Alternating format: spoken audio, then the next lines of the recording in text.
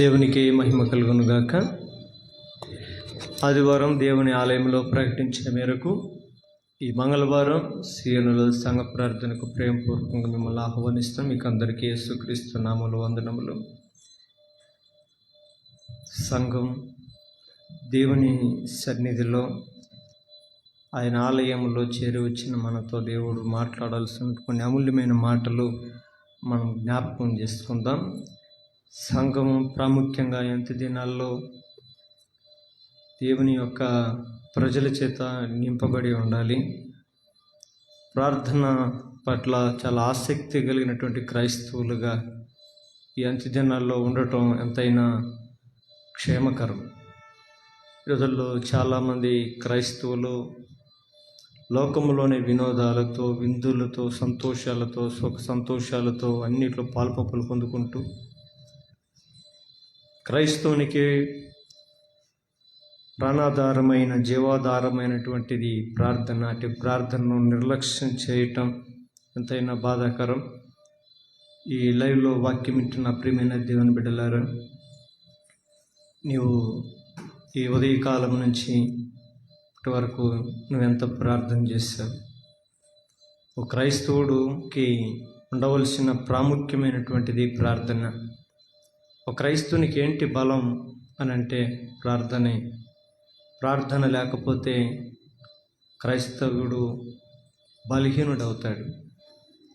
ప్రార్థన లేని ప్రతి క్రైస్తవుడు బలహీనుడు ఎప్పుడైతే అవుతాడో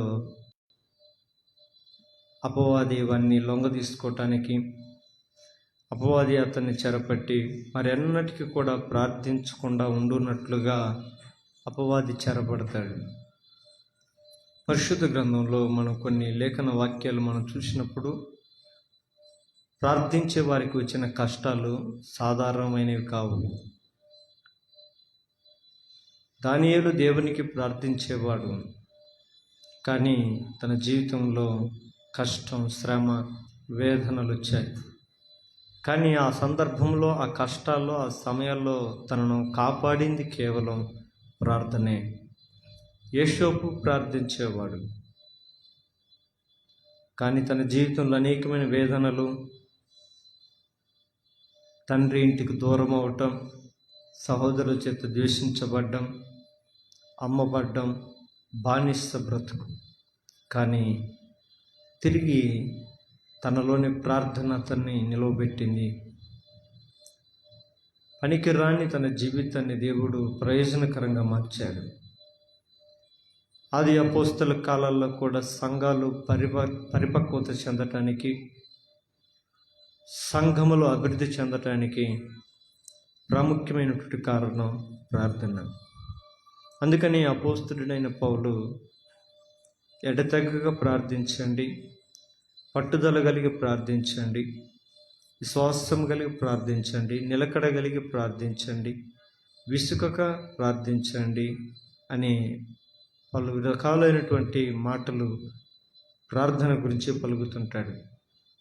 ప్రభువైన యేసుక్రీస్తు వారు కూడా ఈ ప్రార్థనని ఎంతో లక్ష్యంగా భావించాడు. ఆయన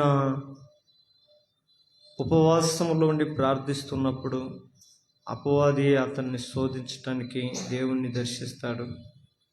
కానీ దేవుని ఆత్మ పొందుకున్నటువంటి అతను ఆ సమయం అపవాదిని జయించుటకు శక్తి కలిగిన వాడైనాడు. ఇవన్నీ చూస్తుంటే పరిశుద్ధ గ్రంథంలో ప్రార్థించే వారే శ్రమలు ఎక్కువగా పొందుకున్నారు. ఈ మాటలు వినుచున్న నీవు ఇక ప్రార్థించకపోతే నీ పరిస్థితి ఎలా ఉంటుంది? సాతాను ఎవరిని తొందర పెడతాడు? సాతాను ఎవరిని ఇబ్బందులకు గురి చేస్తాడు? యెహోవా నామమును బట్టి ఎవరైతే ప్రార్థన చేయాలనుకుంటారో, దేవునికి ఎవరైతే సమీపంగా ఉండి ప్రార్థించుటకు ఇష్టపడుతుంటారో వారిని ఎలాగైనా సరే కదిలించాలని, వాళ్ళని చెడగొట్టాలని అపవాది పలు రకాలుగా ప్రయత్నం చేస్తుంటాడు. కానీ ఒక క్రైస్తవుడు ప్రార్థన లేకుండా ఉంటే జీవించలేడు. ఈరోజు క్రైస్తవులు చాలామంది ప్రార్థన లేకపోయినా జీవిస్తూ ఉన్నారంటే పరిశుద్ధ గ్రంథంలో ఒక మాట ఉంటుంది, కీర్తనలో, పాపం చేయవారిని, ప్రార్థన చేయవారిని మృంగివేయు పాపాత్ములకు తెలివి లేదా? ప్రార్థన చేయని వారిని ఈ లోకము మృంగివేస్తుంది. ఈ లోకం వారిని మృంగివేసింది అని అంటే, ప్రార్థించకపోతే లోకము మనలోనికి ప్రవేశిస్తుంది. లోకం మనలోనికి ప్రవేశించింది అని అంటే మనము ప్రార్థించలేము. ప్రార్థించకుండా ప్రభువుకు మనము యోగ్యులము కాలేము. దేవుని ఎదుట మనల్ని యోగ్యులుగా నిలబెట్టేది కేవలము ప్రార్థనే. ఒక దావీదు ప్రార్థన, ఒక యోబు ప్రార్థన, ఇక బైబిల్ చూసుకుంటూ పోతే పేతురు ప్రార్థన, యోనా ప్రార్థన, ఇర్మియా ప్రార్థన, ఎజ్కేల్ యొక్క ప్రార్థన, నెహెమ్యా ప్రార్థన, ఎజ్రా ప్రార్థన, ఈ ప్రార్థనలన్నీ బహు బలము కలిగినవి ఉన్నాయి. వారు గొప్ప కార్యాలు పూనుకోవాలనుకున్నప్పుడు గొప్ప ప్రార్థన చేశారు. ఈ రోజుల్లో చాలామంది క్రైస్తవులు తమ కుటుంబాల్లో, తమ జీవితాల్లో, తమ బ్రతుకుల్లో గొప్ప కార్యాలు జరగాలని ఆశపడతారు, కానీ ప్రార్థన నిర్లక్ష్యం చేస్తారు. ప్రార్థించని ప్రతి క్రైస్తవుడు క్రీస్తు నుంచి ఏమాత్రం కూడా కార్యాలు ఆశించుటకు అర్హుడు కాడు. దేవుని నుంచి కార్యాలు ఆశించే ప్రతి ఒక్క వ్యక్తి ఖచ్చితంగా మోకాళ్ళు ప్రార్థన చేయవలసినదే. ఆకాశ మండలం ముందున్న దేవుని యొక్క ప్రభావం భూమి మీద జరగాలి అని అంటే నిశ్చయముగా మనము ప్రార్థించేవారమై ఉండాలి. ఏలియా ప్రార్థన చేయగా 3.5 సంవత్సరముల భూమి మీద వర్షము కురవలేదు. ఏలియా అంటే గొప్ప దైవాత్మ కలిగిన వాడే, కానీ పరిశుద్ధ గ్రంథంలో సెలవిస్తుంది ఏలియా మనలాంటి మానవ స్వభావం కలిగిన వాడే. మనకున్నట్టు ఆయనకి భయాలు ఉన్నాయి, మనకున్నట్టు ఆయనకి ఆందోళనలు ఉన్నాయి, మనకున్నట్టు ఆయనకి ప్రాణభీతి, భయం అన్నీ ఉన్నాయి. కానీ పరలోకంలో దేవుని యొక్క ప్రభావం భూమి మీదకి రప్పించట్లో ప్రార్థన చాలా కీలకమై ఉన్నది. పరలోకముందున్న దేవుని యొక్క అద్భుతమైన శక్తిని నీ జీవితంలో, నీ కుటుంబంలో పొందుకోవాలనంటే భక్తులు మనకు చూపిస్తున్నటువంటి మాదిరికరమైన ప్రార్థన మనం కలిగి ఉండాలి. అందుకే యేసు ప్రభు కూడా రాత్రంతా ప్రార్థనలు గడుపుతూ వచ్చేవాడంట. రాత్రంతా ప్రభు ప్రార్థనలు గడుపుతూ ఆయన వెంబడిస్తున్నటువంటి శిష్యులతో కూడా అంటాడు, మీరు శోధనలో ప్రవేశించకుండానట్లు మెలకువగలిగి ప్రార్థించండి. ఒకవేళ ఈ వాక్యం వింటున్నా నీ జీవితంలో ఇప్పటికే నువ్వు శోధనలో ఉన్నావేమో, నీ కుటుంబం శోధనల మధ్య ఉందేమో, వేదనల మధ్య, అవమానాల మధ్య, నిందల మధ్య నీ కుటుంబం ఉందేమో. అందులో నుంచి బయటకు రావటానికి ప్రార్థన నీకు ఉపయోగపడవచ్చు. కనుక నీకుంటున్న నీ కష్టం, నువ్వు పడుతున్న వేదన, నువ్వు అనుభవిస్తున్న నీ రోగం, నువ్వు అనుభవిస్తున్న ఏ శ్రమ అయినా సరే దానికి విడుదల కలగాలనంటే నువ్వు ఇప్పుడైనా సరే ప్రార్థించడం అలవాటు చేసుకోవాలి. కొంతమంది పరిశుద్ధ గ్రంథములో సువార్తలలో మేలు పొందేవారు యేసుక్రీస్తును చూసి కేకలు వేశారు, అనగా ప్రార్థించారు. దావీదు కుమారుడా, నజరేయుడైన యేసు మమ్మల్ని కరుణించు అని ప్రార్థించారు. ఒక కానాను స్త్రీ ఆయన్ని వేడుకుంటూ ఉంది. ఆయన తిరిగి చూడకపోయినా సరే ఇది అవమానమని భావించకుండా యేసు ప్రభుని అలాగే వెంబడించి ప్రార్థించి తన కుమార్తెకు స్వస్థ పొందుకుంది. ఇక బైబిల్లో చూసుకుంటే చాలామంది ప్రార్థన చేసి దేవుని దగ్గర అద్భుతాలు పొందుకున్నారు. మెచ్చుకు ఒక మాట చెప్తాను. ఒక ఆయన యేసుప్రభు దగ్గరకు వచ్చి ఒక ప్రార్థన చేస్తాడు. ప్రభువా, నీకు ఇష్టమైతే నన్ను శుద్ధునిగా చెయ్యని ఒక కుష్ఠవ్యాధి కలిగిన వాడు దేవుని దగ్గరకు వచ్చి ప్రార్థన చేస్తాడు. దేవుడు వెంటనే అతన్ని ముట్టి నాకు ఇష్టమే, నువ్వు శుద్ధుడు కా అని పలకగానే అతడు శుద్ధుడాయను. అంటే దీన్ని బట్టి మనకి ఏం అర్థమవుతుందంటే, కీర్తనలు అంటాడు, ఆయన తనకు ప్రార్థించే వారందరి ఎడల కృప చూపుటకు దేవుడు ఇష్టపడేవాడు. ఆమేన్. నువ్వు మనం ప్రార్థించాలే కానీ మన ఎడల కృప చూపించుటకు ఆయన సంసిద్ధత కలిగినటువంటి దేవుడు. కనుక కొన్ని జీవితంలో కొన్నిసార్లు ప్రార్థన చేస్తున్నా కూడా ప్రయత్నాలు కొన్ని ఇక కఠినతరంగా నువ్వు మార్చబడుతుంటే నువ్వు విసుగు చెందకు, కళ్ళతో చెందకు, నిబ్బరము కలిగి ధైర్యముగా ఉండి మరి హెచ్చుగా నువ్వు ప్రార్థించాలనేది దేవుడు కోరుకుంటున్నాడు. కొంతమంది కొన్ని సమస్యల నిమిత్తం ప్రార్థన చేసి చేసి చేసి ఆ సమస్యలు ఇంకా ఎక్కువ జటిలమైపోయినప్పుడు ప్రార్థన స్వస్తి బలికి సమస్యలతో రాజీ పడుతుంటారు. అలా కాదు, శ్రమయందు పట్టుదల కలిగి ప్రార్థన చేస్తూ శ్రమయందు నిరీక్షణ కలిగిన వారమై మనం ప్రార్థించాలనేది దేవుని వాక్యం సెలవిస్తుంది. నిరీక్షణతో కూడినటువంటి ప్రార్థన మనం చేయాలి. అప్పుడు పరలోకమున్న తండ్రి మన ప్రార్థన అది సత్యమైనదా యథార్థమైనదా అని చూసి నిజముగా తనకు మొర్రపెట్టువారి ఎడల తనకు నిజముగా మొర్రపెట్టువారి ఎడల దేవుడు కృప చూపేవాడు అంటుంది వాక్యం. ఈరోజు అందరూ నామకార్థంగా ప్రార్థించే క్రైస్తవులే. ఏదో ఉదయాన్నే లేయాలి, మంచం దగ్గర మోకాలు వేయాలి, 4 మాటలు పలకాలి. సాయంకాలం అయితే పండుకునేటప్పుడు మోకాలు వేయాలి, 4 మాటలు పలకాలి. ఏదో జీవితంలో ఏదో ప్రార్థనని అలవాటుగా మార్చుకొని ఆచారంగా మార్చుకొని ఏదో నేను చెయ్యాలి అంటే చేయాలన్నట్టు తప్ప అందులో నిర్దిష్టతతో కూడుకున్నటువంటి అనుభవాలు లేకపోవటం ఎంతైనా విచారకరం. నా ప్రియమైన దేవుని బిడ్డలారా, ఈ మంగళవారం సంఘ ప్రార్థనలో ఒక ప్రాముఖ్యమైన ఒక అంశాన్ని మనం నేర్చుకోవటానికి దేవుడు కృప చూపునుగాక. ఏంటి ఆ అంశం అనంటే, యేసుక్రీస్తు యొక్క పిల్లల జీవన విధానం ఎలా ఉండాలి అనేది ఒక ప్రశ్న. అంటే భూమి మీద నానా రకాల జనులు, అనేక రకాల జనులు జీవిస్తూ ఉన్నారు. అనేక రకాలమైనటువంటి ప్రజలు, అనేక రకాలైనటువంటి మతాలు, అనేక రకాలైనటువంటి వర్గాలు, విధానాలు ఈ లోకములో ఉన్నాయి. కానీ యేసుక్రీస్తును విశ్వసించిన క్రైస్తవుల యొక్క జీవన విధానం ఎలా ఉండాలి? ఒక్కొక్క మతానికి ఒక్కొక్క విధానం ఉంటుంది. ఒక్కొక్క ఊరికి ఒక్కొక్క రాజ్యాంగం ఒక్కొక్క విధానం ఉంటుంది. కొంతమంది కొన్ని కులాలను బట్టి కొన్ని కట్టుబాట్లు ఉంటాయి. మతపరమైనటువంటి విధానాలు వారి కుటుంబాల్లో, వారి యొక్క జీవితాల్లో, వారి యొక్క ప్రాంతీయతల్లో ఉంటాయి. అయితే యేసుక్రీస్తు యందు విశ్వాసం ఉంచిన దేవుని బిడలుగా మార్చబడినటువంటి క్రైస్తవుల యొక్క జీవన విధానం ఎలా ఉండాలి అనే ఒక విషయం పైన ఈ రాత్రి మనం కొద్దిగా ధ్యానం చేద్దాం. ఒక మాటలో చెప్పాలనంటే, యేసుక్రీస్తు యొక్క పిల్లల యొక్క జీవన విధానం ఎలా ఉండాలి చూడండి. మన మూలవాక్యం చూసుకుందాం. రోమిలకు రాసిన పత్రిక 8వ అధ్యాయము 14వ వచనం. రోమిలకు రాసిన పత్రిక 8వ అధ్యాయము 14వ వచనం. దేవుని ఆత్మచేత ఎందరో నడిపించబడుదురో వారందరూ దేవుని కుమారులయ్యుందురు. ఎవరు దేవుని కుమారులు? దేవుని ఆత్మచేత ఎంతమంది నడిపించబడతారో. ఈ రోజులు చాలామంది నడుస్తున్నారు.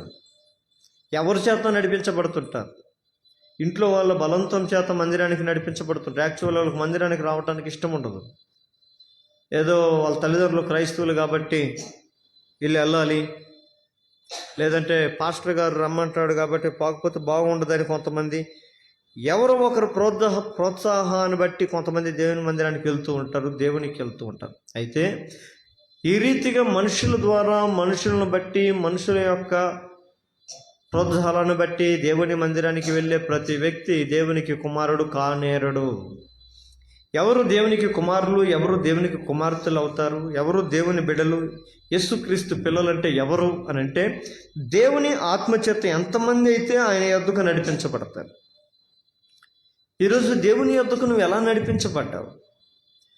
నేనే నడిపించబడేది. నేను పుట్టకముందే మా అమ్మ మా నాయన క్రైస్తవులు, నేను వాళ్ళకు పుట్టాను, మా అమ్మ నాన్నలతో పాటు నేను మందిరానికి వెళ్తున్నాను. మరి నీలో ఉండేది ఏంటి? నువ్వేం గుర్తించగలుగుతున్నా? దేవుని ఆత్మ నీలో ఉందా? దేవుని ఆత్మచేత నువ్వు నడిపించబడుతున్నావా? మొదటగా యేసుక్రీస్తు యొక్క పిల్లల జీవన విధానం ఎలా ఉండాలి అని అంటే, యేసుక్రీస్తు పిల్లలు ఎవరయ్యా అంటే నేర్చుకోనండి, దేవుని ఆత్మచేత నడిపించబడతారు. వీళ్ళు లోకంలోనే ఉంటారు కానీ లోకంలో దేవుని ఆత్మచేత నింపబడి దేవుని దగ్గరకు నడిపించబడి దేవుడు ఎటు చూపిస్తాడు నడవడానికి ఇష్టపడతారు. అందుకని అబ్రహాము దేవుని చేత దిశ నిర్దేశం చేయబడి నడచబడ్డాడు కాబట్టి అబ్రహాము దేవునికి కుమారుడయ్యాడు. నీవు కూడా దేవునికి కుమారుడు కుమార్తెవు నువ్వు కావాలని అంటే దేవుని చేత అనగా దేవుని వాక్యము చేత, దేవుని మాట చేత నీవు నడిపించబడేవాడుగా నువ్వు ఉన్నప్పుడే దేవునికి కుమారుడిగాను కుమార్తెగాను నువ్వు పరిగణించబడతావు. అంత మాత్రమే కాదు, గలతీయులకు రాసిన పత్రిక 3వ అధ్యాయము చూడమ్మ మాట. గలతీయులకు రాసిన పత్రిక 3వ అధ్యాయము 26వ వచనం.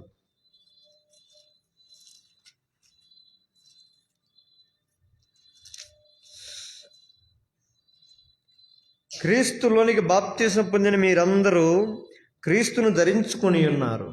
దేవుని ఆత్మచేత నడిపించేవారు దేవుని కుమారులు, దేవుని కుమార్తెను చూశాము. రెండవదిగా క్రీస్తులోనికి బాప్తిసం పొందినవారు. వీళ్ళు దేవునితో పాటు నడుస్తూ ఎలా ఉంటారంట? బాప్తిసం పొందుకుంటారు. తమ పాపములు ఒప్పుకొని తమ నోటితో దేవుణ్ణి ఒప్పుకొని క్రీస్తుని స్వరక్షకుడుగా అంగీకరించి యేసుక్రీస్తు నామమును బట్టి బాప్తిసం పొందుకొని, బాప్తిసం పొందిన వారందరూ కూడా దేవునికి కుమారులుగాను కుమార్తెలుగాను ఉంటారు.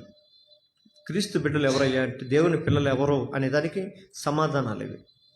మొదటగా మనం ఇది తెలుసుకోవాలి, దేవుని పిల్లల యొక్క జీవన విధానం ఎలా ఉండాలి అని అంటూ, మరి దేవుని పిల్లలు ఎవరు ఈ లోకంలో అని అంటే దేవుని ఆత్మచేత నడిపించబడుతూ ఉంటారు.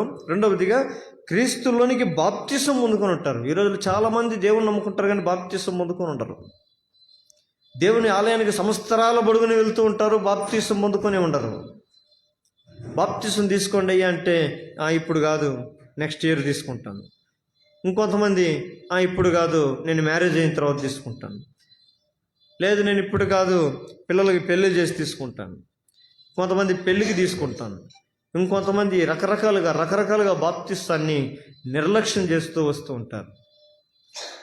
బాప్తిసం అనేది దేనికయ్యా అంటే నీవు శుద్ధీకరించబడిన తర్వాత, స్నానం చేసిన తర్వాత ఏదైతే కొత్త బట్టలు వేసుకుంటావో, క్రీస్తు నామంలో బాప్తిసం పొంది నీవు క్రీస్తును ధరించుకునేవాడుగా ఉంటావు. అందుకని క్రీస్తును ధరించుకునే జీవితం నువ్వు కలిగిన వాడుగా ఉండాలి.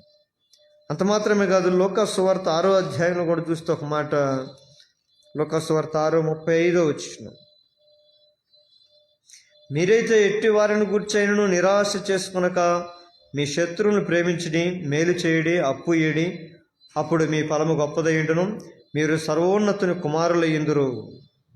చూడండి, నేను అంటున్నాడు, దేవుని పిల్లలకు ఉండే లక్షణాలు ఎలాంటివయ్యా అంటే ఎట్టివారైనా గురించి మనం నిరాశ చేసుకోకూడదు. ఈరోజు మనం కొంతమంది మనుషులు చూసి నిరాశ పడిపోతాం. నువ్వు ఎలాంటి వారిని చూసి నిరాశపడకూడదు. ఆమె కీర్తనలో చూస్తే దుష్టుని చూసి నీవు మత్సరపడకు, తన మార్గంలో అవినీతి చేత వర్ధిల్లుతున్న వాడిని చూసి నీవు మత్సరపడకు. ఈ రోజుల్లో చాలామంది కొంతమందిని వాళ్ళ నుంచి ఎక్స్పెక్టేషన్ పెట్టుకుంటారు. చాలామంది వాళ్ళు తిరిగి తమకేమి ఉపయోగం లేకపోయినప్పుడు, తమకేమి ఉపయోగం ఉంచబడకపోయినప్పుడు వారిని బట్టి వాళ్ళు ఏం చెందుతారయ్యా అంటే నిరాశ చిచి, వీళ్ళ కోసం మనం ఆశలు పెట్టుకున్నాం, వీళ్ళు ఏదో చేస్తారు అనుకున్నాం, వీళ్ళతో అనవసరమే ఇంకా ఫ్రెండ్షిప్, వీళ్ళతో అనవసరమే ఇంకా సహవాసం, వీళ్ళతో మాట్లాడటమే అనవసరం అని మనుషులను బట్టి నిరాశ చెందేవారుగా ఉంటారు. అందుకని అపోస్తలుడు, మీరైతే అట్టి వారిని గురించి నిరాశ చేసుకొనక మీ శత్రువులను ప్రేమించండి. దేవుని పిల్లలకు ఉండే ప్రాముఖ్యమైనటువంటి స్వభావం ఇది. ఎవరిని చూసి నిరాశ చెందరు వీళ్ళు, ఇతరులను చూసి జాలి పడతారు, ఇతరులను ప్రేమించేవారుగా ఉంటారు. అందులో ప్రాముఖ్యంగా శత్రువులను ప్రేమించేవారంట. శత్రువులను ప్రేమించడం ఎవరికి సాధ్యం? దేవుని పిల్లలకు మాత్రమే సాధ్యం. తమ వారిని తాము ప్రేమించుకునేవాడు మనిషి అయితే, తమ శత్రువులను ప్రేమించేవాడు దేవుని కుమారుడు. అందుకని ఏడంటుంది వాక్యం చూడండి అమ్మా, 35వ వచనం.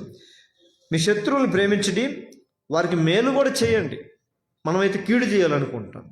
మనకి ఎవరైనా హాని చేయి తలపెట్టామంటే, తలపెట్టారంటే వాళ్ళకి తిరిగి మనం ఏ రీతిగా కీడు చేయాలో మనం ఆలోచిస్తాం.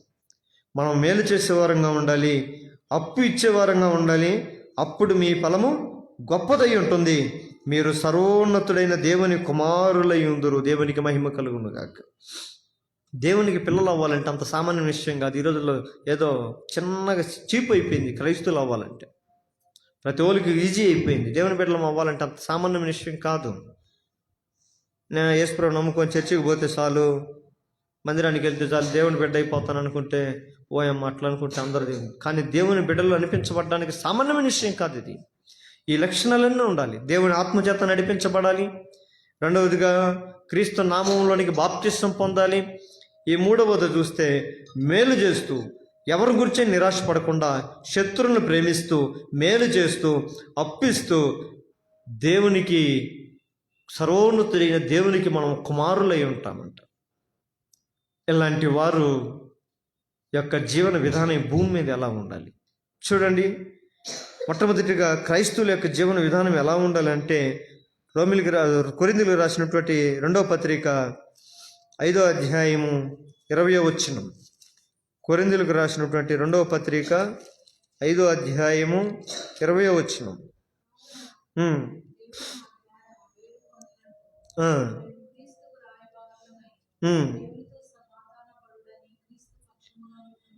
చూడండి, మొట్టమొదటిగా అంటున్నది ఏంటయ్యా అంటే, దేవుడు మా ద్వారా వేడుకొనినట్టు మేము క్రీస్తుకు రాయబారులమై దేవునితో సమాధాన పడుడని క్రీస్తు పక్షముగా మిమ్మను బతిమాలుకొనుచున్నాం. క్రైస్తవుల యొక్క జీవన విధానం ఈ భూమి మీద ఎలా ఉండాలి? నెంబర్ 1, మొట్టమొదటిగా క్రైస్తవులు క్రీస్తుకు రాయబారులుగా ఉండాలి. ఆమేన్. ఎవరికంట? దేవునికి మనం రాయబారులు అంటే ఈ రోజులు అర్థం కాదు కానేమో చాలామందికి మనకు బాగా అర్థమయ్యే భాషలో చెప్పాలంటే పోస్ట్ మ్యాన్, కొరియర్ బాయ్, ఇలాంటి మధ్యలో ఏదన్నా మనం ఆర్డర్ బుక్ చేసుకున్నామంటే దాన్ని తీసుకొని వచ్చి మనకు చేర్చేవాళ్ళు పోస్ట్ మ్యాన్ అనుకోవచ్చు. అయితే దేవుని వాక్యం కూడా సెలవిస్తుంది, క్రైస్తవుల యొక్క జీవన విధానంలో మొట్టమొదటిది జీవన విధానంలో ఉండాల్సిన ప్రాముఖ్యం ఏంటంటే మనుషులకి దేవునికి మధ్య మనం రాయబారులమై ఉండాలి. అందుకని అంటుంది క్రీస్తుతో సమాధానపడుడని, దేవునితో సమాధానపడుడని ప్రజల పక్షమున నిలిచేవారే దేవుని బిడ్డలు. నా ప్రియమైన క్రైస్తవ జనాంగమా, నువ్వు ఒక క్రైస్తవుడిగా నువ్వు ఉంటూ లోకములో విచ్చలవిడి జీవితానికి అలవాటు పడిపోయి పాపరోత సంబంధమైన జీవితములు మునిగి తేలుతున్న వారి పక్షమున నువ్వు నిలబడి వారిని దేవునితో సమాధానపరచడానికి ప్రయత్నం చేసే ఒక నిజమైనటువంటి క్రైస్తవుడిగా నీవు ఉన్నావా? వారు ఎట్లా పోతే నాకెందుకు, వారు ఎలా పోతే నాకెందుకు అని అనుకొని నీవు మాత్రమే నేను దేవునితో ఉన్నాను అది చాలు అనుకుంటే నువ్వు పొరపాటు, నువ్వు తప్పిదములో ఉన్నావు, నువ్వు తీర్పులోనే ఉన్నావు అని అర్థం. అందుకని దేవుని వాక్యం సెలవిస్తుంది, దేవునితో సమాధాన పరిచేవారముగా మనం ప్రజల మధ్య ఉండాలి. దేవాది దేవునితో, తండ్రితో కోల్పోయినటువంటి సంబంధాన్ని తిరిగి కలపటానికి యేసు ప్రభు మానవ శరీరాకారంగా ఈ లోకానికి వచ్చినాడు.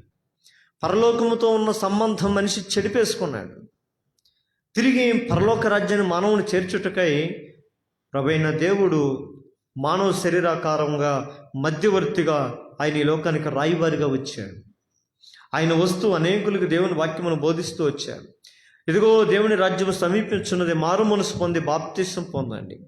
ఈరోజు మారు మనసు లేని ప్రజలు మన చుట్టూ కొకొల్లలుగా ఉన్నారు. అనేక మంది త్రాగుబోతులు, అనేక మంది తిరుగుబోతులు, అనేక మంది వ్యభిచారులు, అనేక మంది లోకమును ప్రేమించేవాళ్ళు.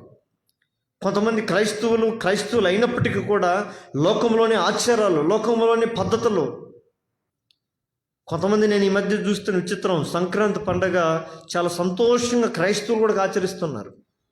ఏమంటే తప్పు లేదు, మా పాస్టరే చెప్పాడు, మనుషులు పాటించు పద్ధతుల చొప్పున, మనుషులు కల్పించు ఆచారాల చొప్పున మనం నడవకూడదు. పితృపరంపరమైన మీ వ్యర్థ ప్రవర్తన, మీ ఆచారములను విడిచిపెట్టుడి అని వాక్యం సెలవిస్తుంటే, సంక్రాంతి రోజు కొత్త బట్టలు కట్టుకొని, కొత్త పంచె కట్టుకొని ఆ రోజు మందిరంలో సేవకుడే వాళ్ళకి చెప్తాడంట. ఈరోజు లోకముతో సమాధాన పడే జీవితం, లోకముతో రాజీ పడే జీవితం క్రైస్తవులను ఉంటే, ఇక్కడ లోకంలోని ప్రజలను దేవునితో సమాధానపరిచే జీవితం ఎలా సాధ్యమవుతుంది? ఒక క్రైస్తవుడా, నువ్వెవరో తెలుసా? దేవుని ఆత్మచేత నింపబడిన వాడివి, దేవుణ్ణి ధరించుకున్న వాడివి, మేలు చేసేవాడివి. కాబట్టి నువ్వు సర్వోన్నతుడైన దేవుని కుమారుడు అనబడేవాడివి, కుమార్తెవు అనబడేదానివైతే నువ్వు మనుషులకి దేవునితో సమాధానపడుడని ఒక మధ్యవర్తిగా రాయబారి వలె ఉంటావు. సామెతల గ్రంథంలో ఒక మంచి మాట ఉంటుంది, నమ్మకమైన రాయబారి ఔషధము లాంటి వాడంట. ఆమేన్.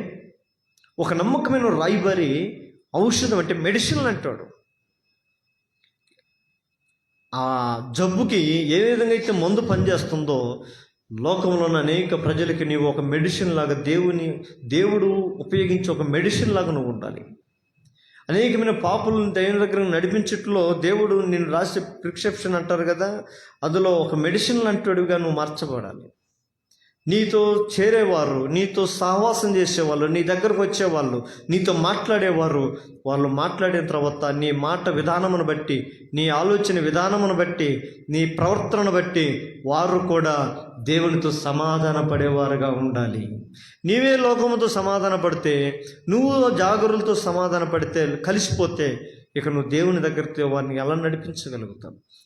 యేసుక్రీస్తు యొక్క పిల్లలు, దేవుని పిల్లలు, దేవుని బిడ్డలు లోకముతో రాజీ పడరు. ఈ లోకంలో ఉంటూ క్రీస్తుకు రాయబారులుగా పనిచేస్తుంటారు. ఆమేన్. అందుకని రెండవదిగా చూస్తే 1 కొరింథీ రాసిన పత్రిక 10వ అధ్యాయము 31-32 వచనాలు.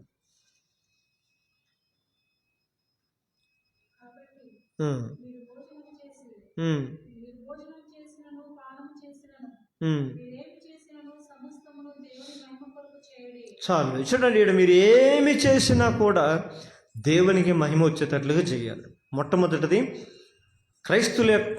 క్రీస్తు యొక్క పిల్లల జీవన విధానం ఎలా ఉండాలి? క్రైస్తవుల యొక్క జీవన విధానం ఎలా ఉండాలి అంటే, దేవునికి నమ్మకమైన రాయబారులుగా ఉండాలి. ఒక నమ్మకమైన పని చేసే వరంగా మనం ఈ లోకంలో ఉండాలి. లోకంలో అనేకమైన ప్రజల్ని దేవునితో సమాధాన పరచడమే క్రైస్తవుల యొక్క జీవన విధానం. మనం దేవునితో సమాధాన పడితే, మనము ఆ సమాధానం మనం పొందుకుంటే ఇతరులను కూడా ఆ సమాధానంలో పాలుపంపులు పిలుచుకుంటాం. మనం దేవునితో సమాధాన పడకపోతే, దేవునితో మనం ఐక్యం కాకపోతే, పొరపాటును మనం ఎవరిని తీసుకొని వచ్చి దేవునికి ఐక్యం, మనకే దేవుని వాక్యం అర్థం కాకపోతే, మనకే దేవుని మాటలు అర్థం కాకపోతే, మనకే రక్షణ విషయం తెలియకపోతే, ఇక రక్షణ గురించి మనం ఇతరుల దగ్గర ఏం ప్రకటిస్తాం? అందుకని గొప్ప రక్షణ దేవుడు మనకి ఇచ్చినాడు. ఈ గొప్ప రక్షణ ఈరోజు చాలామంది నిర్లక్ష్యం చేసి రక్షణ విలువ తెలియని వారుగా ఉన్నారు. రక్షణ విలువ తెలియని వారు ఇతరులను ఎప్పటికీ రక్షించలేరు. వారు లోకంతో పాటు కలిసి జీవిస్తూనే ఉంటారు. ఒకరోజు లోకంతో పాటు వారు తీర్పు పొందుకుంటారు. అందుకని మనం లోకంతో పాటు తీర్పులో ఉండటానికి దేవుడు ఏర్పాటు చేసుకోలేదు. తీర్పులో నుండి వెలుపలికి రప్పించి, ఇంకా ఎవరైతే తీర్పులోనికి సిద్ధంగా ఉన్నారో వారిని కూడా ప్రభు చిత్తమైతే దేవునితో సమాధాన పడిన మనము వారిని కూడా ఆ సమాధానం నడిపించే వారంగా ఉండాలి. శిశువులో యేసు ప్రభు దగ్గరికి వెళ్ళి చూసి సమాధాన పడి ఆయన పరిగెత్తుకొని వెళ్ళి వారి స్నేహితులను కూడా పిలుచుకొని వచ్చినారు. మేము మెస్సైని కనుగొన్నాం, రండి అని పిలిచారు. ఈరోజు దేవుని మందిరానికి వెళ్తున్నావు, నీవు దేవుని ఆలయానికి వెళ్తున్నావు, నీవు దేవునితో సమాధాన పడుతుంటే నువ్వు ఎన్ని సంవత్సరాలు మందిరానికి ఒంటరిగా వెళుతున్నావు? ఏ రోజైనా దేవునితో సమాధాన పడిన జీవితం నీలో ఉంటే, దేవుని వాక్యంతో సమాధాన పడిన జీవితం నీలో ఉంటే, నీవు పాపినని గ్రహిస్తే, అవతల వాడు కూడా పాపినని గ్రహిస్తే, నువ్వు ఎప్పుడైతే ఆ రక్షణ గుర్తెరుగుతావో ఆ రక్షణ వాళ్ళు కూడా నువ్వు ఇవ్వాలని కోరుకుంటావు. అదే క్రీస్తు యొక్క మనస్సు. కొన్ని సంవత్సరాలుగా మందిరానికి వెళ్తున్నా కూడా ఏ వ్యక్తిని కూడా నువ్వు దేవుని దగ్గరకు నడిపించలేకపోతున్నావు అంటే నువ్వు ఇంకా క్రీస్తుతో సమాధాన పడలేదనే అర్థం. క్రీస్తు అనుగ్రహించే రక్షణలో నువ్వు ఇంకా లేదనే అర్థం. ఈ వాక్యం పెట్టిన ప్రియమైన దేవుని బిడ్డలారా, చాలా లోతైనటువంటి అర్థం చేసుకోవాల్సినటువంటి విషయం. దేవునితో నువ్వు సమాధాన పడిన జీవితం జీవిస్తుంటే యెహోషువ అంటాడు, ఇదిగో నేనును నా ఇంటి వారు యెహోవానే సేవించదు. అందుకని ఆయన అంటాడు, మీరు కూడా దేవుణ్ణి సేవించండి అని వారితో మాట్లాడుతున్నాడు. ఈరోజు మనం దేవుణ్ణి సేవిస్తుంటే ఆ మార్గం శ్రేష్టమైనదైతే, ఆ మార్గం ఉన్నతమైనదైతే నిశ్చయముగా మనం ఇంట్లో పెళ్ళిళ్ళకి, ఫంక్షన్లకి మనుషుల్ని ఎలాగైతే పిలుచుకుంటామో అదే రీతిగా నువ్వు ప్రజలను కూడా నశించిపోయే వాళ్ళని, పాపంలో ఉండే వారిని, రక్షణ లేని వారిని ఖచ్చితంగా నువ్వు దేవుని స్థానాన్ని నడిపించి ఒక నమ్మకమైన రాయిబారి వలె నా ప్రభువుని మిమ్మల్ని నిలబెట్టును గాక. రెండవది గేటు చూస్తే క్రైస్తవుల యొక్క పిల్లల జీవన విధానంలో రెండవది, ఏమి చేసినా కూడా వారు దేవుని మహిమ నిమిత్తము చేయాలంట. నువ్వు చేసే పని, నువ్వు మాట్లాడే మాటలు, నువ్వు ఆలోచించే విధానం, నువ్వు నడుచుకునే నడవడిక, నీ ప్రవర్తన, అవన్నీ కూడా ఏది చేసినా కూడా అది దేవునికి మహిమ తెచ్చేదిగా ఉండాలి. వీళ్ళు క్రైస్తవుల ఇల్లు అని అనిపించేటట్లుగా చేస్తే అది దేవునికి అవమానం. అందుకని పరిశుద్ధ గ్రంథం అంటుంది, ఇదిగో మిమ్మల్ని బట్టే కదా నా నామము అన్ని జనులలో దూషించబడుతున్నది. ఈ రోజుల్లో చాలామంది క్రైస్తవులు బాప్టిజం అందుకుంటారు, సీరియల్ చూస్తుంటారు, సినిమాలు చూస్తుంటారు, హాల్కి వెళ్తుంటారు. కొంతమంది హాల్కి అయితే వెళ్ళకపోయినా ఇంట్లో సినిమాలు పెట్టుకొని చూస్తూ ఉంటారు. ఏంటి మహిమ దేవునికి దీని ద్వారా? ఏ మహిమను పాపము చేసి మహిమను పోగొట్టుకున్నామో ఆ పాపంలో ఉండకూడదని దేవుడు పాపంలో నుంచి మనల్ని విడిపించుటకు ఆయన పాప శరీరాకారంగా లోకానికి వచ్చి తన రక్తమును చిందించి పాపము విముక్తి చేసి మనం నీతిమంతులుగా మారిస్తే దేవుడు అనుగ్రహించిన మహిమను మనం పొందుకొని ఉండాల్సి ఉన్న వారిని ఆ మహిమను మనం నిర్లక్ష్యం చేసి ఇంకా సినిమాలు, ఇంకా షికారులు అంటూ, ఇంకా లోకంలో సహవాసాలు, లోకంలో దరిద్రమైన నీచ నికృష్టమైనటువంటి సహవాసాలతో, కార్యక్రమాలతో మనం నిమగ్నమైపోవటం చాలా సిగ్గుచేటు. ఒక్కసారి ఆలోచించండి క్రైస్తవ జనమ, నేను చేసే సహవాసం దేవునికి మహిమకరంగా ఉందా? ఈరోజు మన సహవాసం ఎవరితో ఉండాలి? పరిశుద్ధులతో ఉండాలి. మన సహవాసం ఎవరితో ఉండాలి? దేవుని బిడ్డలతో ఉండాలి. మన సహవాసం ఎవరితో ఉండాలి? దేవుని సంఘస్థులతో ఉండాలి. దేవునితో మన సహవాసం ఉండాలి. అయితే ఈరోజు చాలామంది క్రైస్తవులకి సహవాసాలు లోకం త్రాగుబోతులతో, తిరుగుబోతులతో, తిండిబోతులతో, లోకమును దేవుని ఎరగని వారితో మన సహవాసం ఉంటూ వారితో పాటు నడుస్తూ జీవిస్తూ మనం మమేకమై బ్రతుకుతున్నామంటే దేవుడు చూసి ఎంతో బాధ చెందుతుంటాడు. నువ్వు దేవునికి మహిమ తెచ్చే పాత్రగా నువ్వు ఈ లోకంలో ఉండాలని దేవుడు కోరిక. యోసేపు ఒక పవిత్రమైన జీవితాన్ని జీవించాడు ఐగుప్తిలో. లోకమనే ఈ ఐగుప్తిలో నీవు కూడా యోసేపు వల్ల జీవించాలి, ఒక పవిత్రతమైన జీవితం జీవించాలి. తద్వారా దేవునికి మహిమ తెచ్చి తేవాలి. దానియేలు ఒక పవిత్రమైన జీవితం జీవించాడు. తద్వారా ఒకరోజు రాజుని పిలిచి ఆయన అంటాడు, దానియేలు దేవుడే, భూలోకములన్నిటికీ ఆయనే దేవుడు, సర్వలోకమునకు ఆయనే దేవుడని దానియేలు భక్తిని బట్టి ఆ దినములో రాజు చెప్పాడు. ఈరోజు నిన్ను బట్టి నీ స్నేహితులు అంటున్నారా, నీ ఫ్రెండ్స్ అంటున్నారా, నిజంగా అమ్మా నువ్వు ఏ దేవుని నమ్మావో నిజంగా ఆయన గొప్ప దేవుడు. ఎందుకంటే అసలు నీలాంటి మాటలు, నీ మాటలు, నీ ఆలోచనలు, నీ ప్రవర్తన, నీ తలంపులు, నీ జీవిత విధానం చూస్తుంటే మాకు ఆశ్చర్యంగా ఉంది అని చెప్పగలుగుతున్నారా? సాక్ష్యం మన గురించి ఎలాంటి సాక్ష్యం కలిగి ఉన్నాం లోకంలో? కాబట్టి గుర్తుపెట్టుకోండి, క్రైస్తవుని దేవుని పిల్లలు దేవునికి మహిమ తెచ్చేవారుగా ఉండాలి. మీరు బహుగా ఫలించటం వలన మీ పరలోకపు తండ్రి మహిమపరచబడును అంటుంది వాక్యం. బహుగా ఫలించాలి, ఆత్మీయతలో మనం ఫలించాలి. శరీర సంబంధమైన వాటిలో ఫలిస్తున్నాం, మంచి చదువులు చదువుతున్నాం, మంచి ఉద్యోగాలు సంపాదించుకుంటున్నాం, లోకంలో అందరి చేత గ్రేట్ అనిపించుకుంటున్నాం, కానీ దేవుని చేత చీ అనిపించుకుంటున్నాం. కానీ లోకమంతా కూడా మనం వ్యతిరేకించిన దేవుడు మాత్రం మన పక్షం నిలబడేటట్లుగా మనం నడుచుకునే విధానం ఉండాలి. లోకమంతా వ్యతిరేకంగా ఉంటుంది మనకి, కానీ దేవుని కొరకు మనం కాంప్రమైజ్ కాం.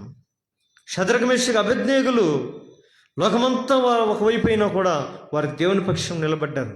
చనిపోటుకైనా సరే సిద్ధమే అన్నారు. ఈ రోజుల్లో మనకు అంత పరిస్థితులు అవసరం లేదు. సింపుల్గా మనం చేతులు కలిపేస్తాం. అందుకని చీకటితో వెలుగుకి పొత్తెక్కడ, అన్యులతో విశ్వాసకి పాలెక్కడ. ఈ రోజుల్లో మనం అందరితో కలిసి జీవిస్తున్నాం. ఒకవేళ మనం ఇతరులతో కలిసి వెళ్ళడానికి ప్రయత్నం చేయని తప్పులేదు, కానీ అక్కడ వెళ్ళినా కూడా మనం దేవునికి మహిమ వచ్చేటట్లుగా మనం నడుచుకోవాలి. కొంతమంది ఎవరైనా ఆనరాని మాటలు మాట్లాడుతున్నప్పుడు మనం వెంటనే స్పందించాలి. అక్కడ ఇలాంటి మాటలు మీరు మాట్లాడకూడదు, ఇదిగో ఇవన్నీ దేవునికి అపవిత్రమైన మాటలు, ఇవి దేవునికి అపవిత్రమైన ఆలోచనలు అని మనం వెంటనే ఖండించే వరంగా ఉండాలి. అప్పుడు వాళ్ళు ఆశ్చర్యంగా చూస్తారు మనల్ని. యేసు ప్రభు చిన్న బాలుడై ఉన్నప్పుడే ఆయన దేవాలయంలోనికి వెళ్ళి ప్రజలతో మాట్లాడాడు. అక్కడున్న ప్రధాన యాజకులతో, శాస్త్రులతో, పరిసయ్యులతో ఆయన మాట్లాడుతున్నప్పుడు వారు ఆయన మాటలకు సమాధానం చెప్పలేకపోయి ఆశ్చర్యపోయారంటే ఇతనికి ఈ బాలుడికి ఎక్కడి నుంచి వచ్చింది ఈ జ్ఞానం? ఈరోజు లోకంలో నీ మాటలు ఎలా ఉన్నాయి, నీ ప్రవర్తన ఎలా ఉంది? దేవునికి మహిమ తెచ్చేవాడుగా ఉన్నావా? దేవుని నామానికి అవమానం తెచ్చేవాడుగా ఉన్నావా? ఇదిగో ఒకవేళ నువ్వు ఎవరు చూడలేదని నువ్వు అనుకుంటుంటావేమో, నేను చేసే కార్యాలు, నేను చూసే కార్యకలాపాలు, నేను వెళ్ళే తీరు, నేను ఎక్కడ ఉంటానో, నేను ఏం చేస్తానో ఎవరికి తెలియదులే, అంత రహస్యం అనుకుంటున్నావేమో. రహస్యం అందుచున్న చూచుతున్న తండ్రి అని ఒకడు ఉన్నాడనే విషయం నువ్వు మర్చిపోతున్నావా? ఆయన మనల్ని అన్నిటి తేటగా చూసేవాడు. ఆయన మనం బట్టలు వేసుకుంటాం, సొక్కాలు వేసుకుంటాం, శరీరం అంతా కప్పబడి ఉంటుంది. ఎక్స్రే మిషన్లోకి వెళ్ళి ఎక్స్రే తీస్తే ఏం కనపడుతుందమ్మా? లోపల ఎక్కడ ఉండే ఎముకలు, అవయవాలు అన్నీ కూడా ఎక్స్రేలో తెలిసిపోతాయి. మరి ఎక్స్రేకే ఎంత పవర్ ఉంటే, సర్వలోకాధిపతి అయిన దేవుడు, నిన్ను నన్ను సృష్టించిన దేవుడు, ఆయన సృష్టిలో మరుగైనది ఏది కూడా లేదంట. ఈరోజు కొంతమంది లోపల దురాలోచనలు పెట్టుకొని ఉంటారు, కపట ఆలోచనలు పెట్టుకుని ఉంటారు. అవి ఎవరికి తెలియదులే అనుకుంటారు. కానీ ఆ హృదయంలోనే దేవుడు ఉంటాడు. అవన్నీ ఆయన చూస్తుంటాడనే విషయం తెలియదు.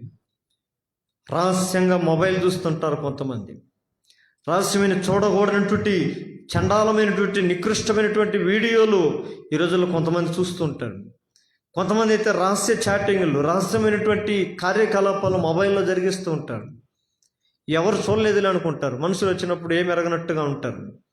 దేవుడు చూడ్డా?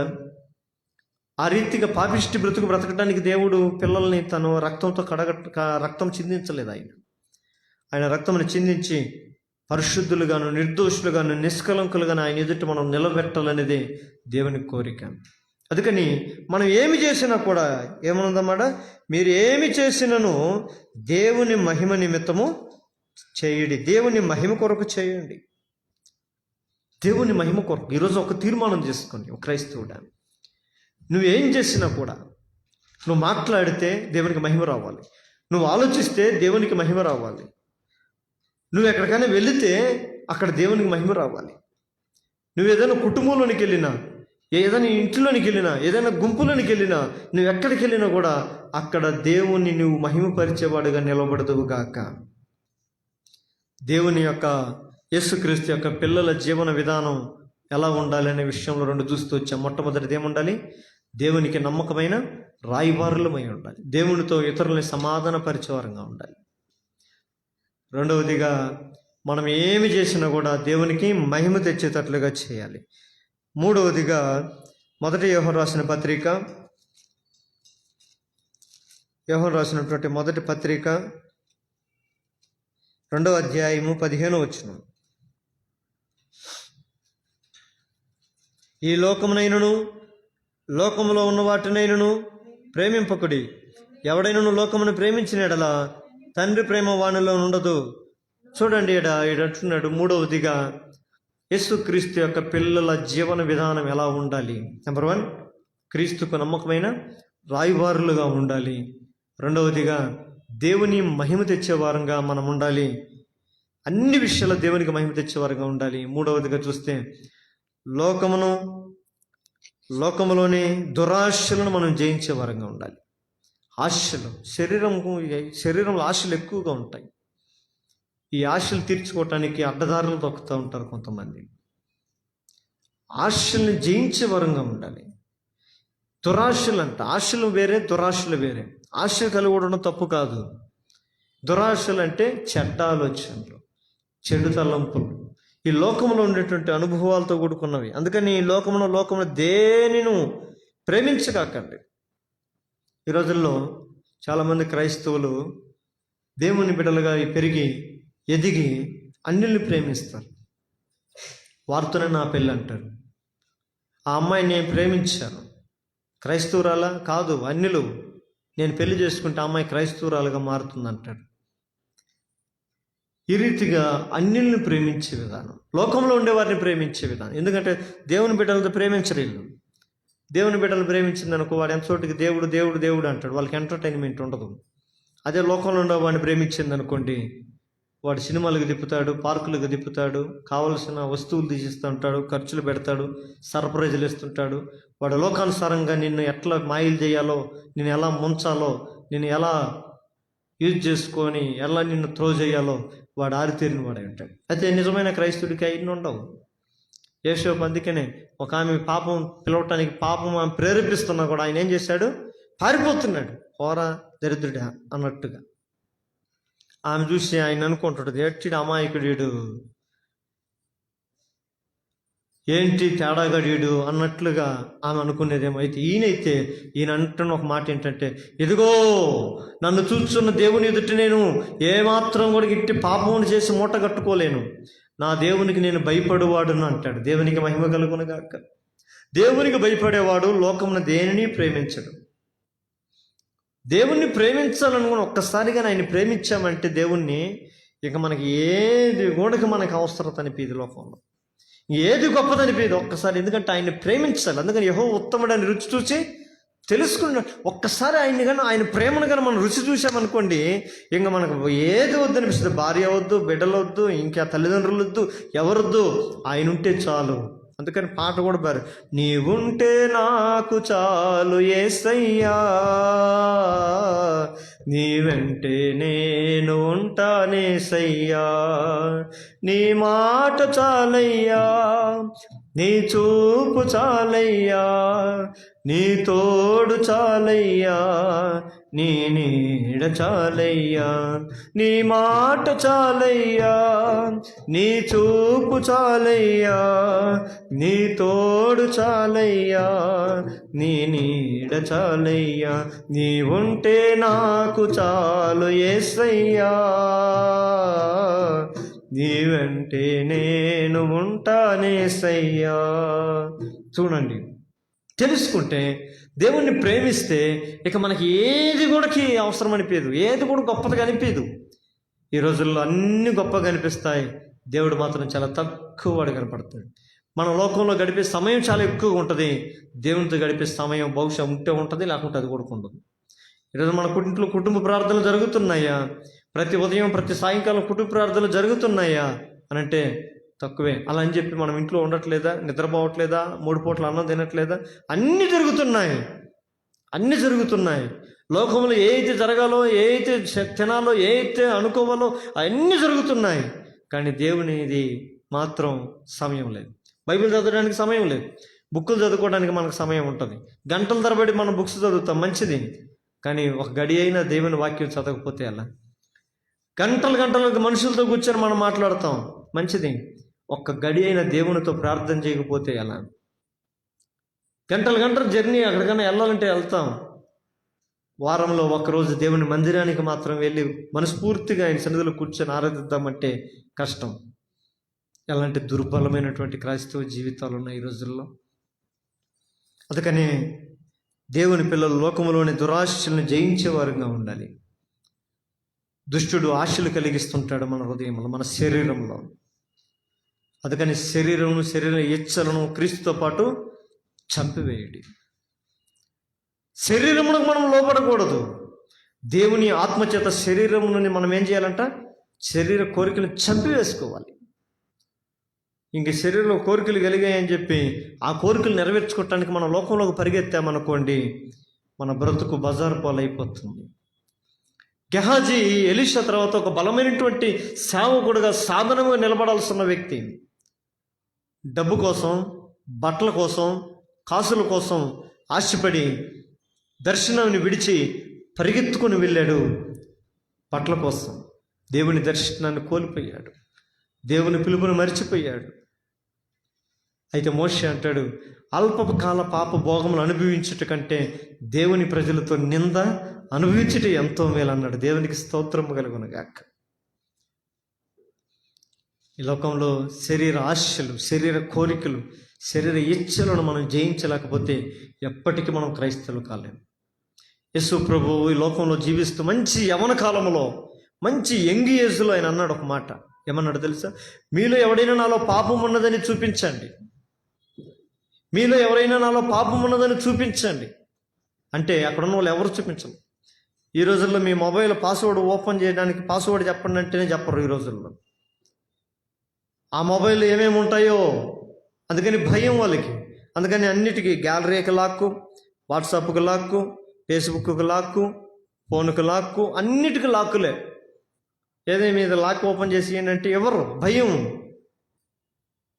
అప్రియమైన దేవుని బిడ్డలారా, లోకమనే దాస్య కింద మనం చిక్కుపడకూడదు. అందుకని శరీరం దురాశలని, లోకంలో దురాశలన్నిటిని మనం ఏం చేయాలి? జయించే వారంగా ఉండాలి. ఈ లోకమును జయించిన విజయం ఏదన్నా ఉంది అని అంటే దేవుని ఎడల మనకున్నటువంటి విశ్వాసం. ఈరోజు నీ విశ్వాసం ఎలా ఉంది? నీ నమ్మకం ఎలా ఉంది? లోకాన్ని జయించగలుగుతున్నావా? నీలో రేకెత్తించే యవన కాలం రేకెత్తించే ఆశలని నువ్వు జయించగలుగుతున్నావా?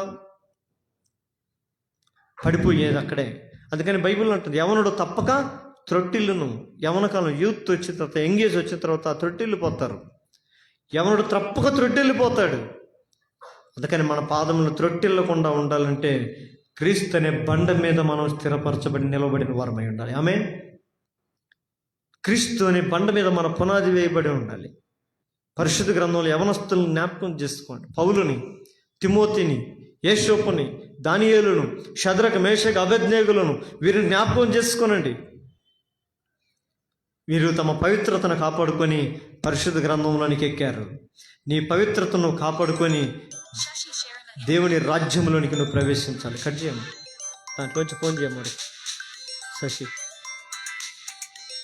కట్ చేసి వస్తుందా?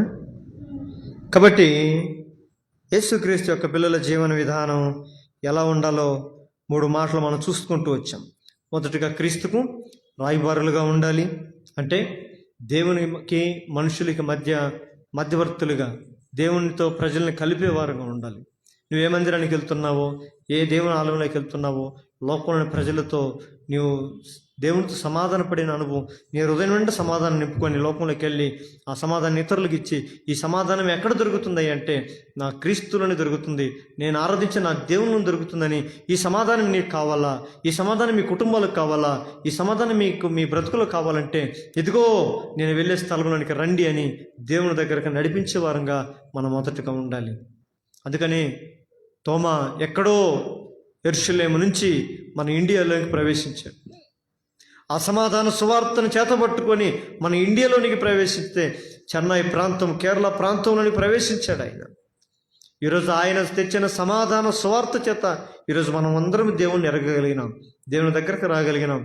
ఒక్క వ్యక్తే దేశానికి ఎంత గొప్ప మలుపు తిప్పితే మరి ఈరోజు అనేక మంది, కోటాను క్రైస్తవులు ఉన్నారు. మరి ఎంతమందిని దేవుని వైపు నడిపించవచ్చు? కారణం ఏంటి అంటే ఈ క్రైస్తవులే ఇంకా లోకంతో పాటు నడుస్తున్నారు, లోకంతో పాటు జీవిస్తున్నారు, లోకంలో వాటితో బ్రతుకుతున్నారు. కాబట్టే దేవుని మహిమకరమైన జీవితం రాలేకపోతుంది. అందుకని రెండవదిగా మనం అన్ని విషయాలు దేవునికి మహిమ తెచ్చేవారంగా ఉండాలి.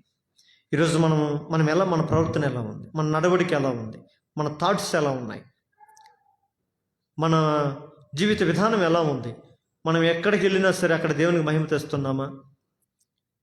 మేము స్కూల్లోకి వెళ్ళినప్పుడు పాటలు పాడండి అని చెప్పేవాళ్ళు. అందరూ సినిమా పాటలు పాడినప్పుడు మాకు ఆ పాటలు రావు కాబట్టి మేమైతే దేవుని పాటలు పాడేవాళ్ళం.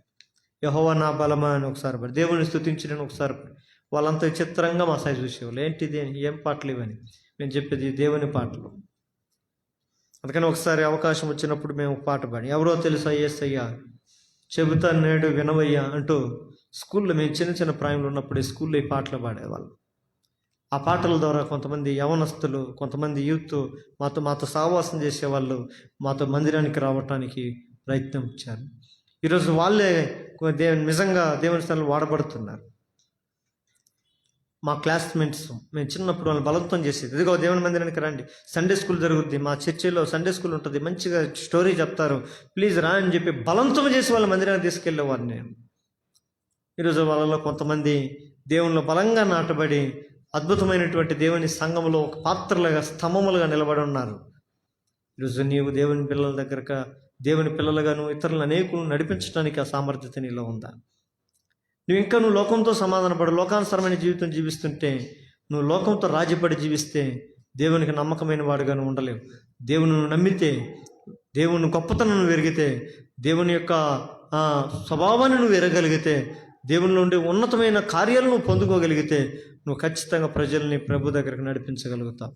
ఇదిగో భూలోకమునకి వెళ్ళి, సర్వలోకమునకి వెళ్ళి, సర్వసృష్టికి నా సువార్తను ప్రకటించడం అన్నాడు దేవుడు. లోకమునంతటా మన ప్రజల పక్షమున, దేవుని పక్షమున మన మధ్యవర్తుల రాయబారులుగా మనం ఉందముగాక. రెండవదిగా అన్ని విషయాల్లో దేవునికి మహిమ తేవాలి. ఇది మొదలుకొని క్రైస్తవుడిగా నువ్వు తీర్మానం చేసుకో. నేను దేవునికి మహిమ తెచ్చేవాడుగా ఉన్నానా? ఆ మహిమను దొంగిలించేవాడుగా ఉన్నాను? మన మాటల ద్వారా, మన నడవడిక ద్వారా, మన ప్రవర్తన ద్వారా, మన ఆలోచనల ద్వారా మనం ఏమి చేసినా కూడా, మనం కూర్చున్నా, లేచినా, తిన్నా, ఏమి తాగినా కూడా దేవునికి మహిమ తెచ్చే వరంగా ఉండాలి. దేవునికి నామానికి ఘనత తెచ్చే వరంగా ఉండాలి. అందుకని నన్ను గణపరచువారు నేను గణపరుస్తాను అంటాడు ఆయన. క్రైస్తవుడిగా నువ్వు ఇది మొదలుకొని ఒక తీర్మానం తీసుకోవాలి, దేవుణ్ణి మహిమపరిచేవాడుగా నువ్వు ఉండాలి.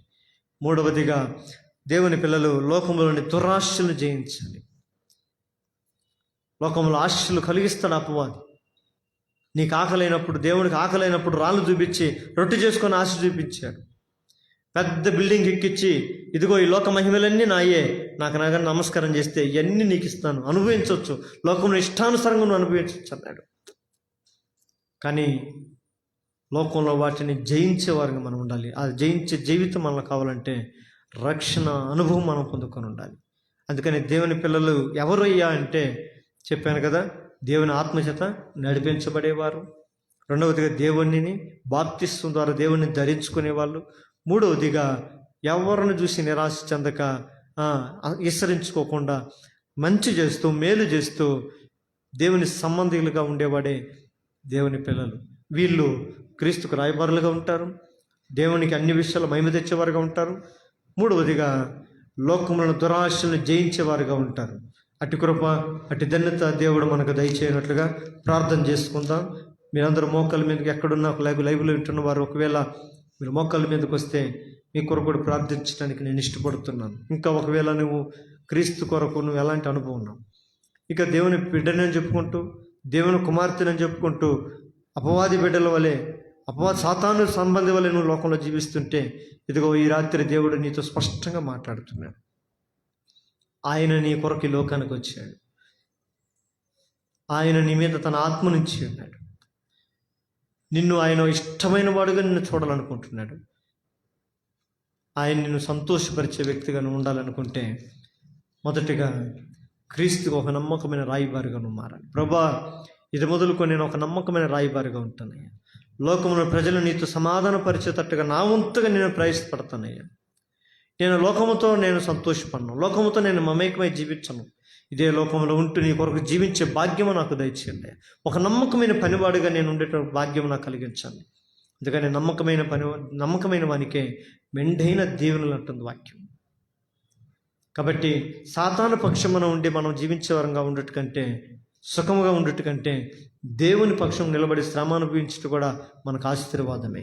ఈరోజు ఈ శ్రమలకి, ఈ కష్టాలకు, ఈ వేదనలకు భయపడి లోకంలో రాజీపడిపోతున్నారు చాలామంది. తప్పు. మనం అన్ని విషయాల్లో దేవునికి మహిమ తెచ్చే వరంగా ఉండాలి, దేవునికి ఘనత తెచ్చే వరంగా ఉండాలి. మూడవదిగా లోకంలో దురాశలు మనం జయించుకునే వరంగా ఉండాలి. వాటన్నిటి మీద విజయం పొందుకున్నప్పుడే నువ్వు దేవుని పిల్లలు అవుతావు, దేవుని కుమారుడు అవుతావు, దేవుని కుమార్తె అవుతావు. ఇటు కృప, ఇటు ధన్యత దేవుడు మీకు అందరికి దయచేయాలని చిన్న ప్రార్థన చేస్తాను. ప్రేమ కలిగిన మా తండ్రి, కృప కలిగిన మా దేవ, మీ పరిశుద్ధమైన మీ నామానికి వందనాలు. ఇంతవరకు మాతో మాట్లాడుతూ వచ్చిన ప్రతి లేఖన వాక్యములు బట్టి మీకు వందనాలు. యేసు క్రీస్తు యొక్క పిల్లల జీవన విధానం ఎలా ఉండాలి అనే అంశం ద్వారా మాతో మాట్లాడుతూ వచ్చిన. అవునైనా నీ పిల్లలుగా మేము ఉండాలనంటే, ఎవరు నీ పిల్లలు అని అంటే, నీ ఆత్మచేత నడిపించబడేవారు. ఈ లోకంలో దెయ్యపుల ఆత్మలు పనిచేస్తున్నాయి, దురాత్మల ప్రభావం పనిచేస్తుంది. ఆకాశ మండలం అందున్న దురాత్మల సమూహంలో పనిచేస్తున్న మనుషుల మధ్య మేము ఉంటున్నాం. అయితే మేమైతే ఈ లోకంలో నీ ఆత్మ పొందుకొని, నీ ఆత్మచేత నడిపించబడే వారుగా మేము ఉండేవారమే నీ పిల్లలని మాతో స్పష్టంగా మాట్లాడుతూ. ఒకవేళ ఇంకనూ మాలో దైవాత్మ లేకుండా దురాత్మల ప్రభావంలో బట్టి మేము నడుస్తూ ఉంటే మమ్మల్ని విడిపించండి. నా ఆత్మ లేనివాడు నా వాడు కాదన్నా, నీ ఆత్మ కలిగిన వారము నీ కుమారులం కనుక తండ్రి, మాలో ఉన్న ఇదిగో లోకంలో ఉన్నటువంటి ఏ విధమైనటువంటి అపవిత్రతకు ఆత్మలు మా మీద లేకున్నట్లుగా నీ పరిశుద్ధాత్మను మా మీద కుమ్మరింప చేయండి. ఇంత మాత్రమే కాదు, యేసుక్రీస్తులోనికి బాప్తిసం పొందిన వారందరూ కూడా క్రీస్తును ధరించుకుని ఉన్నారు. నిజమేనాయనా, మేము ఈ లోకంలో ఉన్నాం, మేము నిన్ను ధరించుకొని ఉన్నాం. నిన్ను కనపరచాలి, నిన్ను లోకానికి చూపించే వరంగా మేము ఉండాలి. అంత మాత్రమే కాదు నాయన, మేలు చేసే వరంగా ఉండాలి. నాయన, దుష్టులను చూసి, వాళ్ళని చూసి, వీళ్ళని చూసి మేము అసూయపడేవారు, నిరాశపడేవారు కాక, శత్రువులను ప్రేమించండి, అప్పు ఇయ్యడి, మేలు చేయడి, అప్పుడు మీరు సర్వోన్నతులకు దేవుని కుమారులు అనబడదురని వాక్యం సెలవిస్తుంది. అవునైనా దెయ్యాలు గొడికి లోకంలోని శిశువులకు సాక్ష్యం ఇచ్చాయి. సర్వోన్నతుడైన దేవుని కుమారులారా అని పిలువబడింది, దైవ సేవకులారా అని పిలువబడింది. అయితే మా జీవితాలు ఎలా ఉన్నాయి? ఈ రాత్రికాల సమయంలో అట్టి పిల్లలుగా మమ్మల్ని మార్చాం. మా జీవన విధానం ఎలా ఉండాలో బహు స్పష్టంగా 3 మాటల ద్వారా మాతో మాట్లాడుతూ వచ్చాం. నమ్మకమైన రాయబారులుగా ఉండాలి క్రీస్తు కొరకు.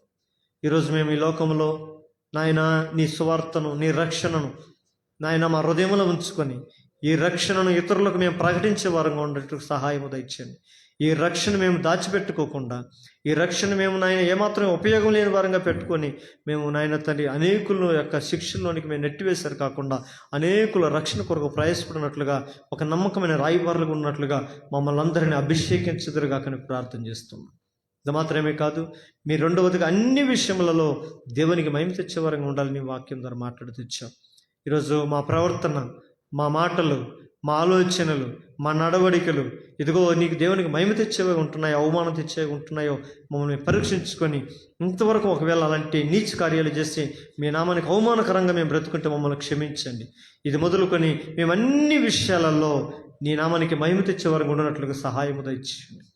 మూడవదిగా ఇదిగో దేవుని పిల్లలు లోకమును దురాశను జయించుదురని వాక్యం సెలవిస్తుంది. ఈ లోకమును ఏదైనా జయించలేక లోకంలో చతికిలు పడిపోయి ఉంటే ఇదిగో వాటిలోంచి లేవనెత్తాను. పెంట కుప్పల మీద నుండి లేవనెత్తువాడు నీవే, పడిపోయినటువంటి వారిని నిలబెట్టువాడు, ఉద్ధరించేవాడు నీవే గనుక ఇదిగో నాయన ఈ లోకంలో అపవాది కలిగించే ప్రతి ఆశలకు, అడియాశలకు మేము లొంగిపోకుండా నిన్నే గురిగా నమ్ముకొని, నిన్ను విశ్వసించి మా హృదయంలో ప్రతిష్ఠించుకొని ఇదిగో లోకమునకు ఏమాత్రం లోక మాల్యమును మాకు అంటుకొనకుండా పవిత్రమైన జీవితం జీవిస్తూ పరలోక రాజ్యము కొరకు ఆకాంక్షిస్తూ నిరీక్షణ కలిగి నీ కొరకు జీవించే భాగ్యము మాకు దయచేయమని యేసుక్రీస్తు శ్రేష్టమైన పరిశుద్ధమైన నామమున ప్రార్థిస్తున్నాము తండ్రి. ఆమేన్. ఆమేన్. వందనాలు. Praise the lord.